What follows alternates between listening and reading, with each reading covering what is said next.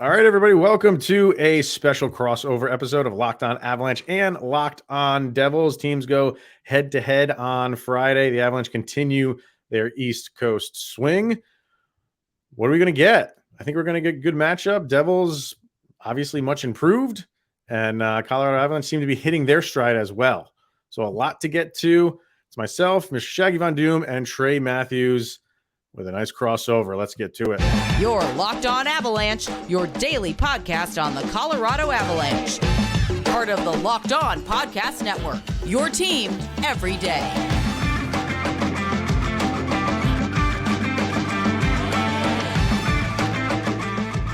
All right, everybody, welcome to this special crossover edition, Locked On Avalanche and Locked On Devils. First time in the history of these two shows that we have done a crossover. So to the Devils fans, I am Chris Maselli. My co-host is Mr. Shaggy Von Doom. And to the Avalanche fans, we have Mr. Trey Matthews, host of Locked On Devils, joining us. Trey, I don't know if you know this, but Mr. Kyle Sullivan, Mr. Shaggy Von Doom, his other team, his East Coast team, if you want to call it, is the New Jersey Devils. I love you already. I love you already. So he's like co-hosting two shows right now, basically. Great. So you can back me up on a lot of my on a lot of my claims. Yeah. Oh yeah. Who do you have? You have a Mackenzie Blackwood jersey, right, Kyle? I have a Blackwood. I have a PK Subban, and I have a Jack Hughes. Okay.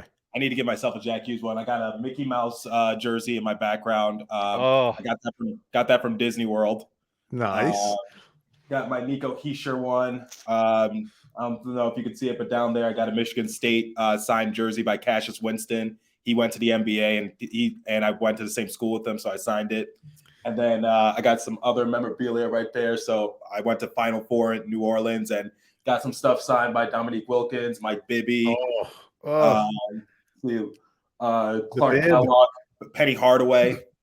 Oh, and God, man, I'm a big NASCAR fan too, so I got to go behind the scenes of NASCAR thanks to my friend, and I got to meet all the Penske drivers and had a few other autograph sessions as well. So I'm actually going to be in the championship race in a couple weeks, so I hope to get more autographs.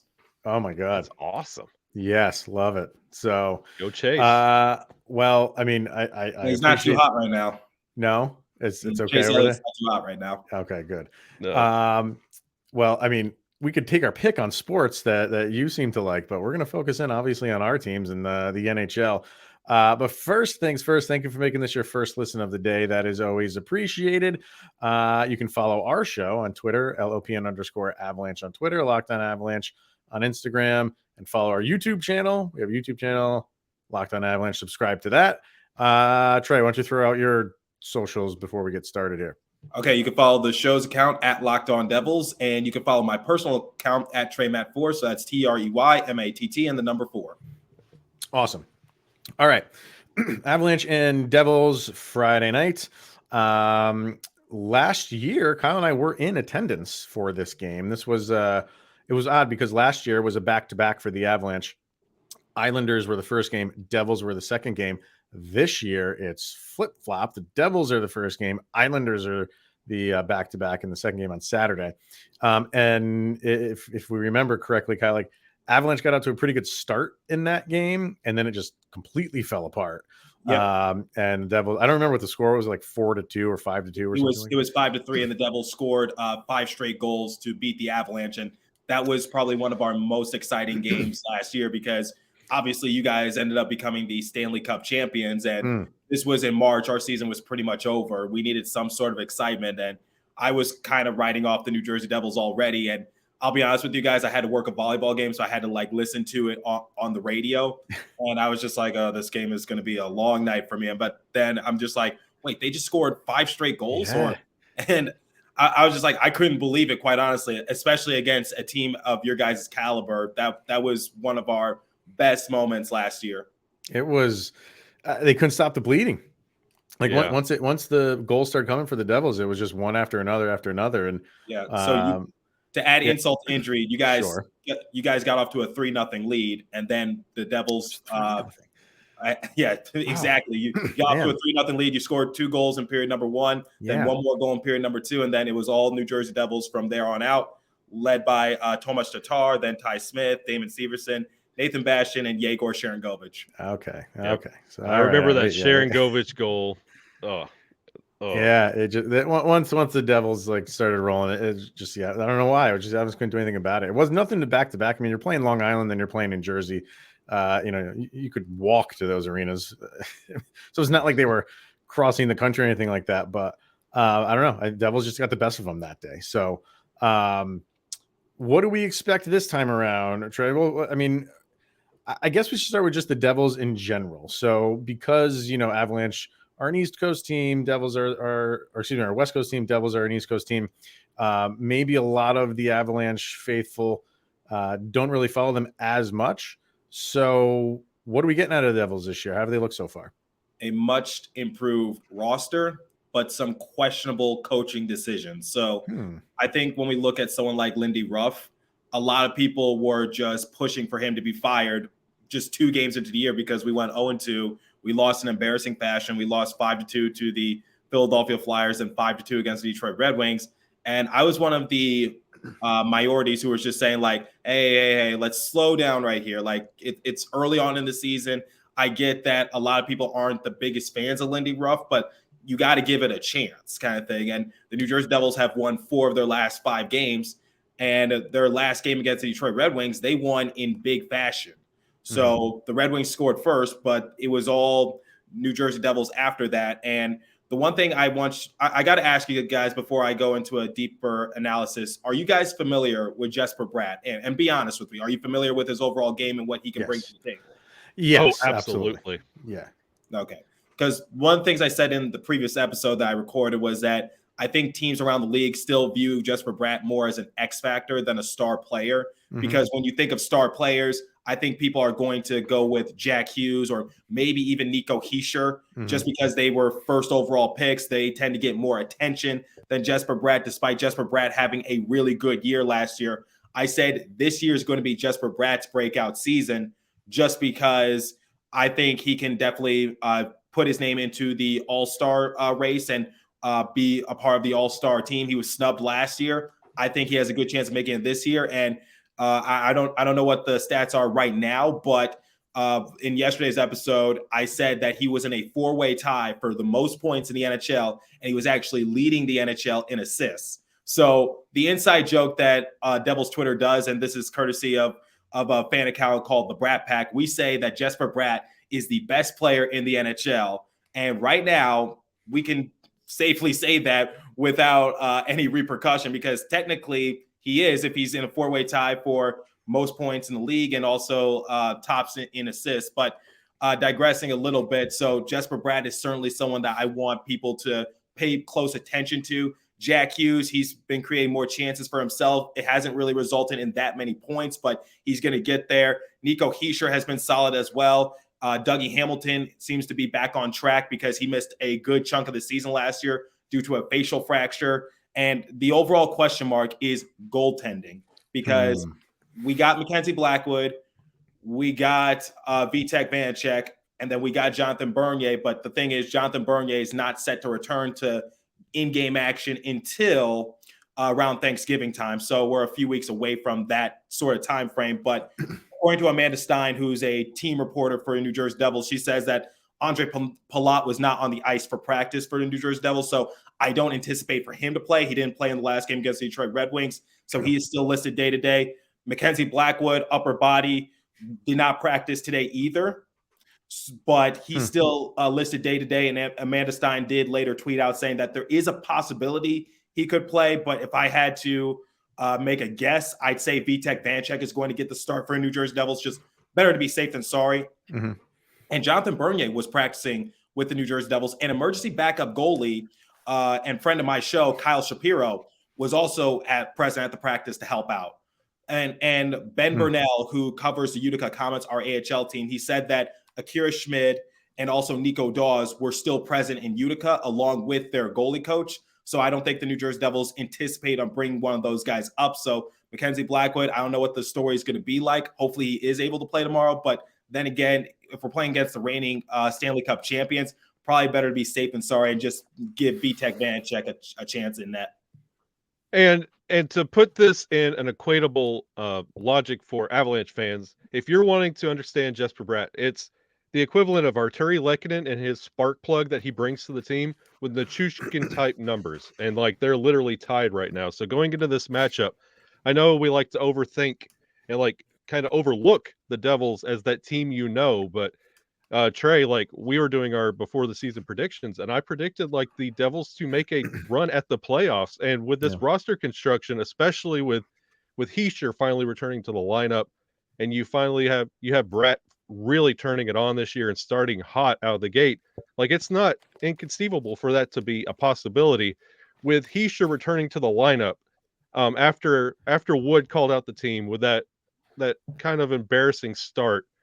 I understand what you're talking about with Lindy Ruff wanting to be fired, especially with Burnett sitting on the bench. Basically, that coach in waiting is whatever the fan base is kind of sitting there treating him like. Pretty much. Is Heischer and his leadership, is that going to be enough to get this team into the playoffs and be something that you can respect? Because he is wearing the captaincy. You don't hear a lot about his captaincy around the league. Coming from your vantage point, what do you think about Heischer and his return? Is he the leader this team needs to make that playoff push? Good question. The answer is no, and I respectfully mean that. That's why you bring someone like Andre Palat onto the roster. As you guys know, because you played against him and his team in the Stanley Cup Finals, and I just want to say congratulations for winning the Stanley Cup championship. But I just have to say this: thank you for preventing from the Tampa Bay Lightning from three-peating. I just got to say that.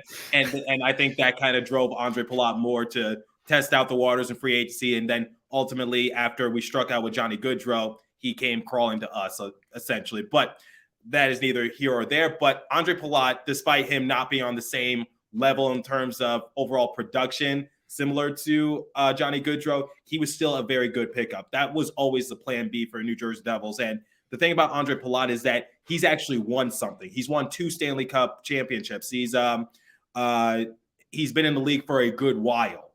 So that is the glue piece that the New Jersey Devils need. Like the one thing I always questioned during the course of the offseason, I said, who's the leader for New Jersey Devils? No disrespect to Nico Heischer, no disrespect to Jesper Bratt, no disrespect to Jack Hughes, but they're so young.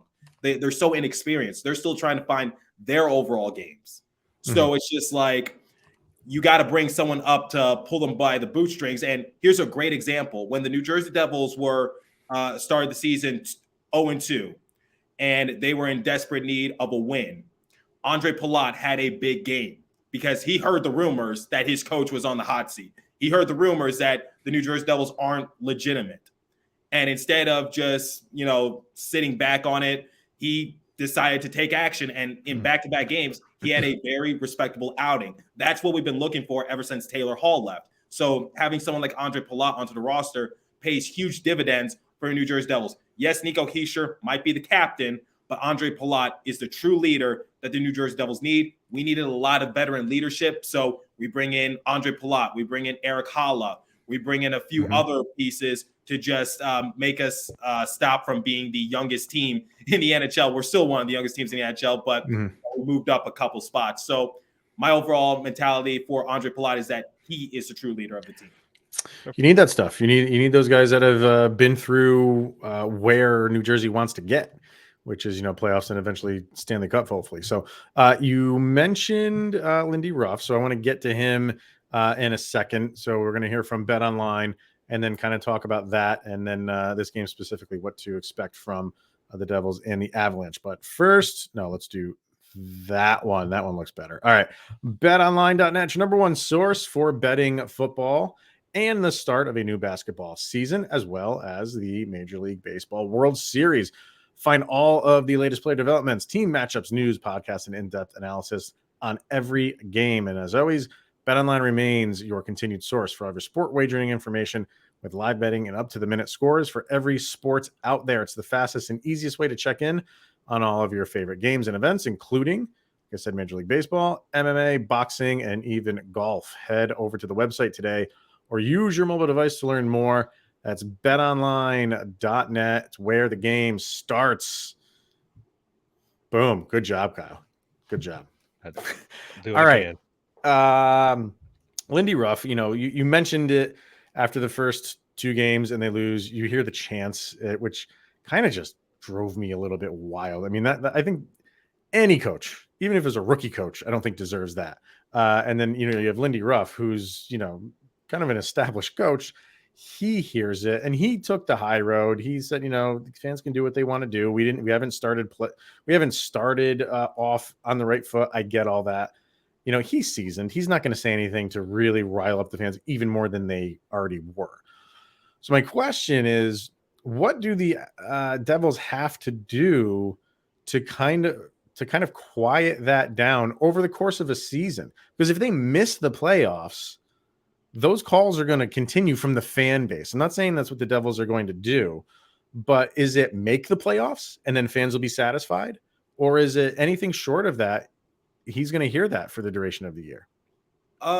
It really depends on the circumstance. So if the New Jersey Devils, I saw this on a final projection or whatever the case might be, someone said that the New Jersey Devils will get over 90 points, but they're still going to miss the playoffs. And that's a little bit controversial given the state of the Metropolitan Division, because you've got three of the oldest teams in the NHL in that division. So it was definitely a controversial final standings, but it did raise the overall question, which is if the New Jersey Devils were able to get 90 or plus points and miss the playoffs, would you be satisfied? Mm-hmm.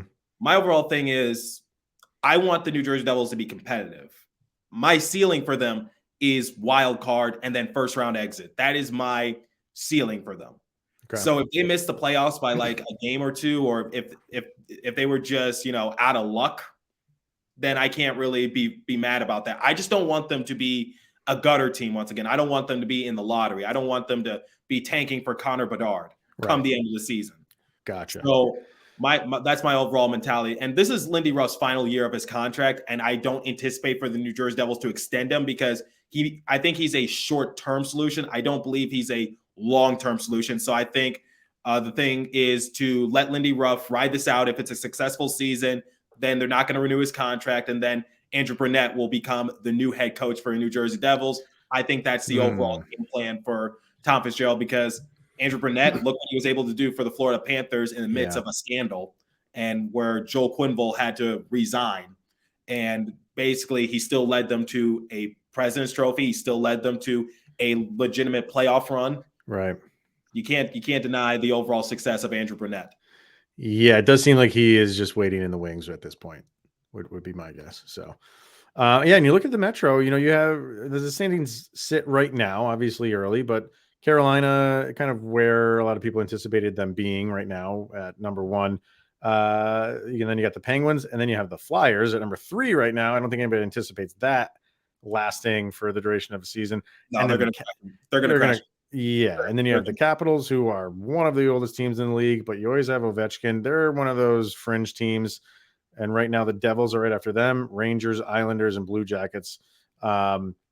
Islanders seem to be off to a rough start again. Blue Jackets, nobody's expecting much of them. So you're thinking wild card. Are you like most people thinking like it's the Hurricanes, probably the Penguins, and probably the Rangers as the top 3? Or can they crack that? Or could it not be a wild card?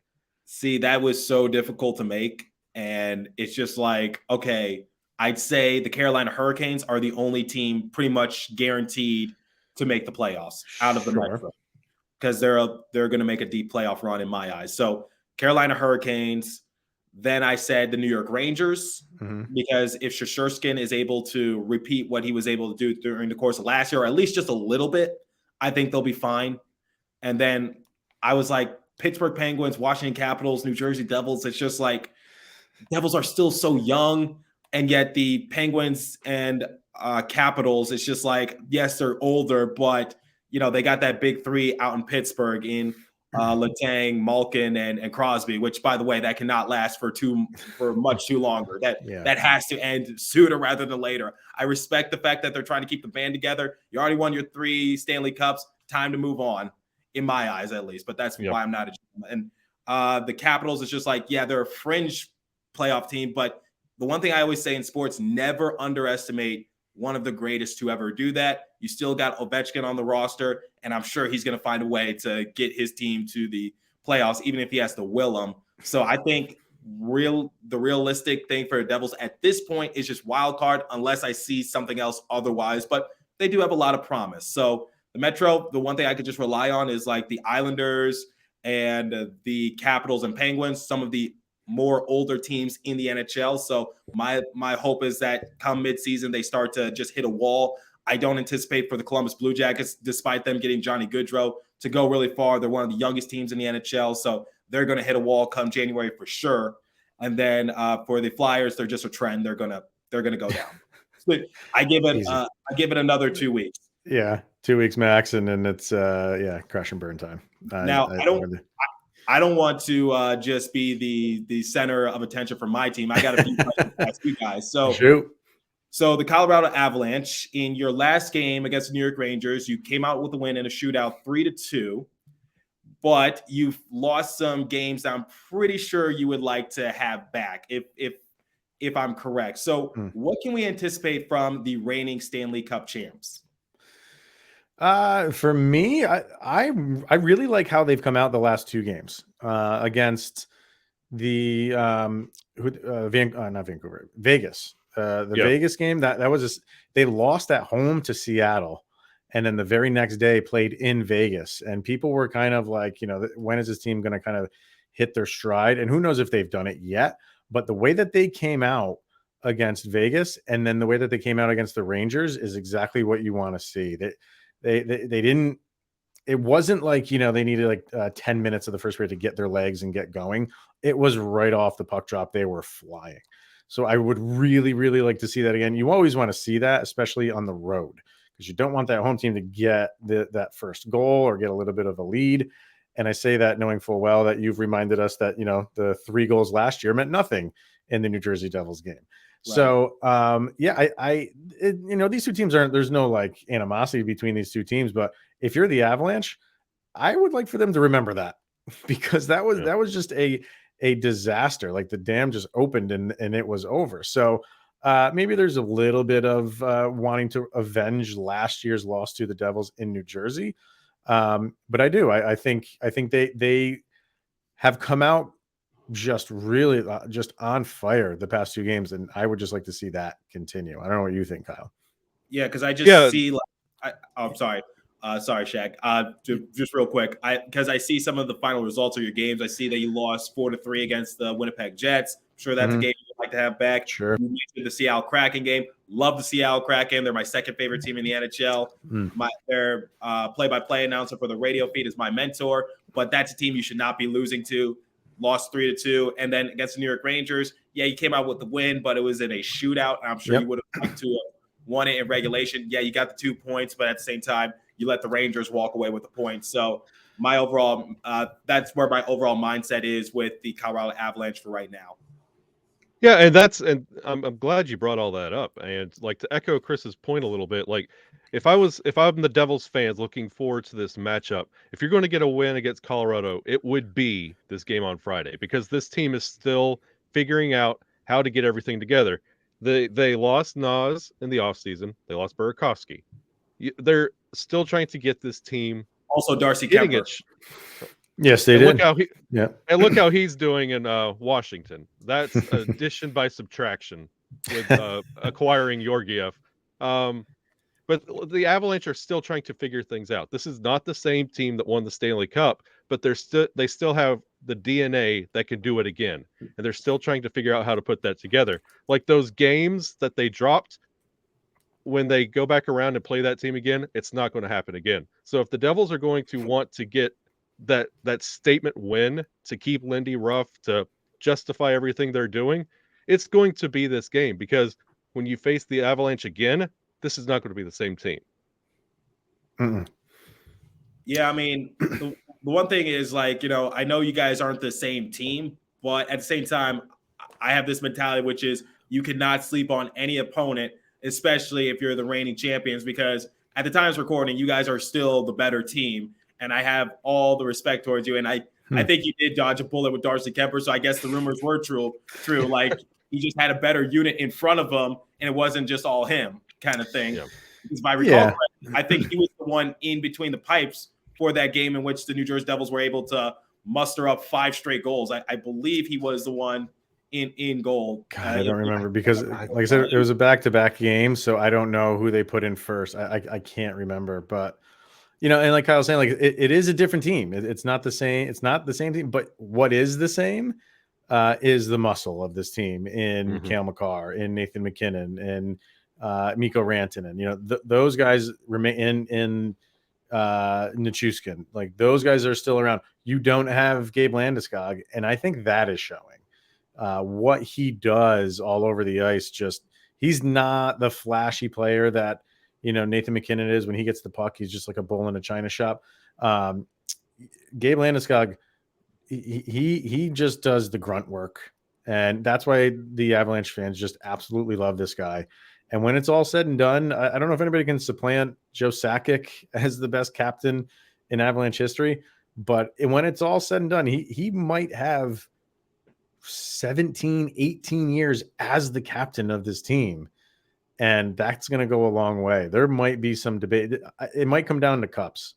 If he has more than, if he's got 3, maybe, hopefully, there's going to be a discussion. Numbers, he's not going to be near Sakic at all. But just what he means to this team, you're seeing it right now, that he's not going to be there until about January. It hurts them. It really does hurt them. Yep. Now, I got to bring this up because my boy Alan Cosman would kill me if I didn't mention this player to you Good old guys. Alan. Oh, you do know him? Yes. Oh, yeah, we know. Don't you have some sort of association with Belly Up Sports? Yes, Kyle I used to. Yeah. Okay. Yeah, so Alan would if he's listening to this, he would kill me if I didn't bring this up. So Alan is in his glory right now. He's got Avalanche and Yeah. Devils in one episode. He's loving this. Yeah, so Ryan Graves, I just want to say the thing I say about Ryan Graves is, and I'm sure you guys are well aware of this, he led the league in plus minus. He led the league in defensive shares. And it was a shame how you guys had to like move on from him because obviously the Seattle Kraken had their expansion draft. You can only hold on to a few select players. So you would have had to expose Ryan Graves in the expansion draft. You didn't want to give him up for essentially nothing. And you just basically had to say, we'll take what we could get. And we gave you Mikhail Maltsev and I think another draft pick for the services of Ryan Graves. But the one thing I say about Ryan Graves is that he's one of like the more underrated players, not only on the New Jersey Devils roster, but I think in the entire NFL as well, because like I just said, he led the league in plus minus like a few years ago. He led in defensive shares. I gave him the nickname, the silent but deadly ninja. In our last game against the Detroit Red Wings, he was one of the 3 stars. He had 2 assists, and on his assists, they were on crucial moments of the game in my eyes, because on one of the assists, it tied the game 1-1 in the period number 1. That took the momentum away from the Detroit Red Wings. And then he assisted on Yegor Sharangovic's shorthanded goal, which in my eyes pretty much put the dagger through the hearts of the Red Wings from amounting any sort of comeback. So I love Ryan Graves, and I just want to give you guys a chance to like express your appreciation towards Ryan Graves, because chances are Alan is listening to this podcast. I can guarantee you. Well, go it, because you spent some time with him, didn't you, Kyle? Yeah. Yeah. Me and Alan got to hang out with Ryan Graves at that March game. So we got to meet Ryan. He's a great guy. And if you look at where the Avalanche defense is going, it's only getting faster with Bo Byram hitting his stride. And like you see the Avalanche shedding guys like the Nikita Zadorovs, which was the D partner for Ryan Graves when he was here. Like they're getting to be faster and faster and faster. And when the Avs moved on from Ryan Graves and he went to New Jersey, I told Chris like off air, like he is going to flourish in New Jersey. The same thing that we're saying about Burakovsky going to Seattle, because that style fits somewhere else. Colorado's starting to refine their style and make a blueprint. And Ryan Graves, as talented as he is, I don't think he was matching up with what Sakic and McFarland are building on that D-core in Colorado. But match him up with Dougie in New Jersey. I mean, you guys are fine. Yeah. He was that first year he came. I mean, it was a 12-hour deal that Joe Sakic made with the Rangers to bring him in. Didn't move the needle. Like nobody really paid attention to it. And then his first year with them, Yeah, I think he was in the 40s, plus 40 something, I think, in his first year with the Avs. You got it in front of you, Trey, or no? I don't know. I don't have it. I don't have his stats in front of me, but he was, yeah, I think he was plus 40 something, 47 or something. I'm working on You're it bringing right it up. now. All right. So, and I think and then he followed it up and Yeah. he had what was it? Plus 40. 40. Okay. Plus 40.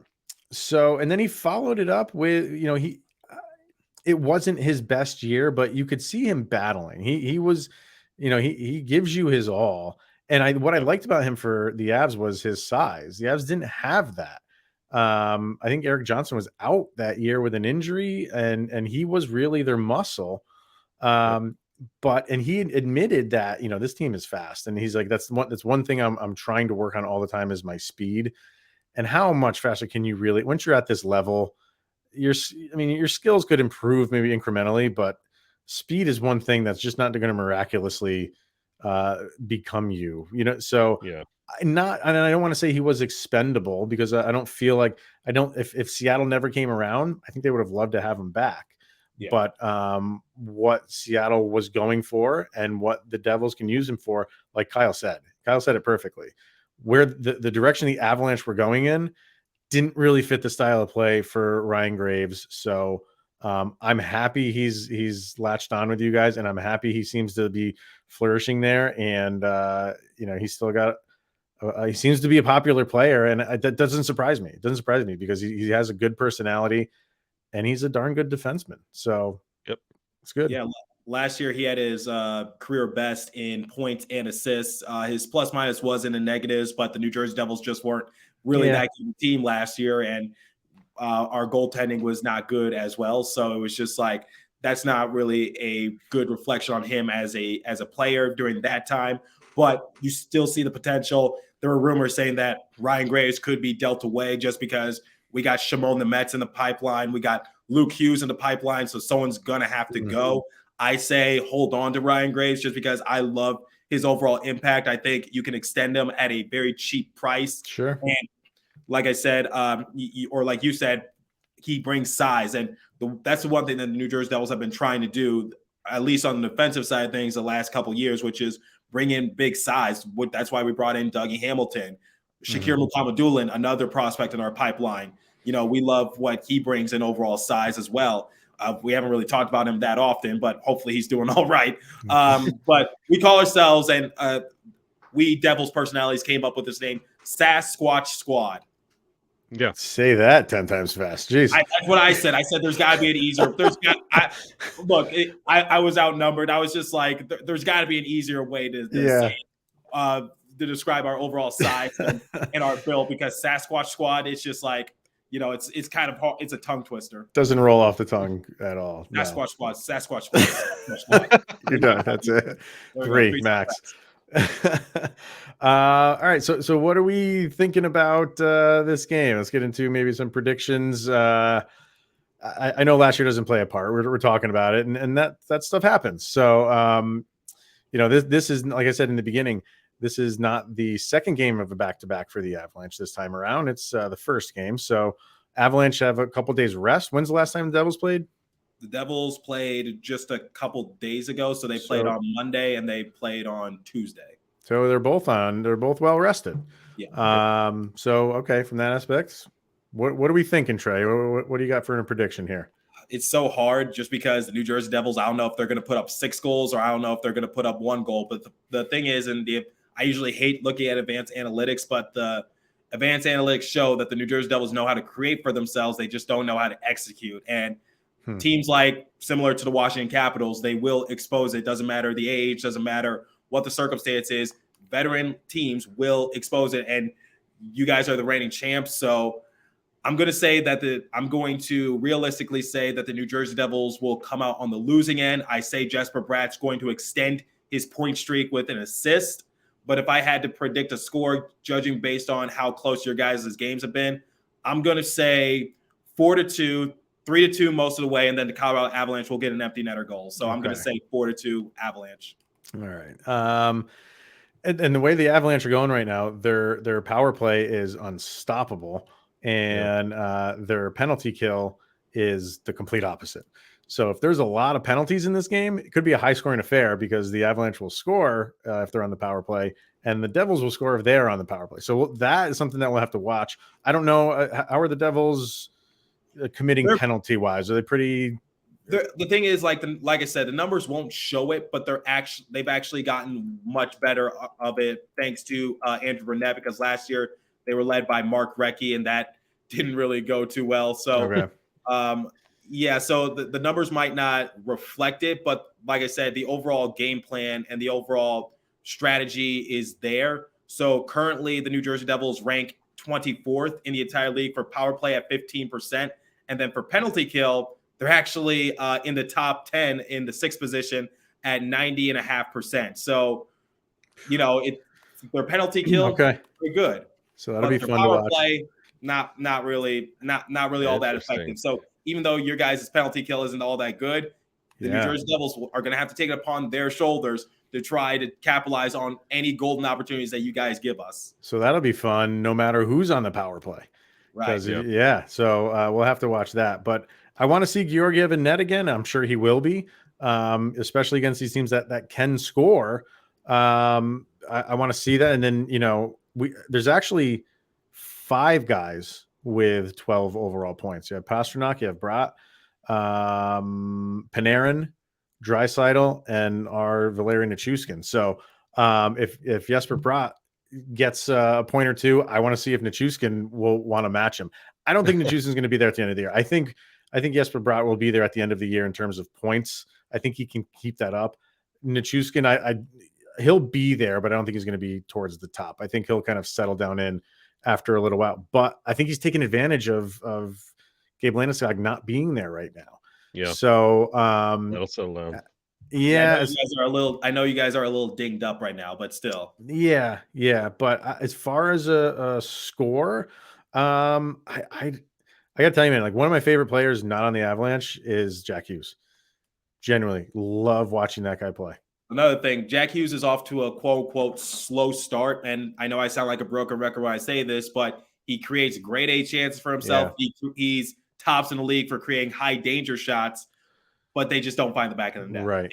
Yeah. Lindy Ruff said like Jack Hughes has to go to plan B, plan C if plan A isn't working, because Jack Hughes is now being scouted as a star in this league. So even if he's able to get past defenders, goalies are going to be like, okay, Jack Hughes tends to do this when he gets that close. So be prepared for this, be prepared for that. So that's why I think Jesper Bratt is off to a better start than Jack Hughes. I think as the season progresses, Jesper Bratt will get the same treatment as Jack Hughes. But for right now, I still think Jesper Bratt is heavily underrated. But I love Jack Hughes too. Yeah. I anticipate for him to have the numbers that Jesper Bratt is having right now. He's still our franchise player. He's still our go-to guy. But at the end of the day, it's just like he's got to start like executing just a little bit and maybe just clean up the overall flashiness. If that makes sense.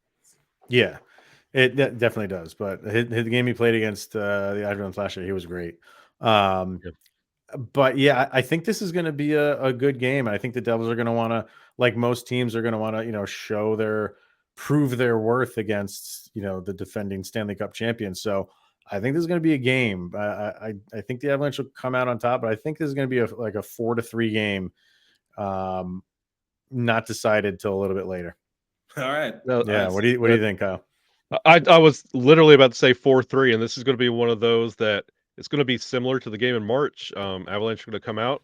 New Jersey's going to come back.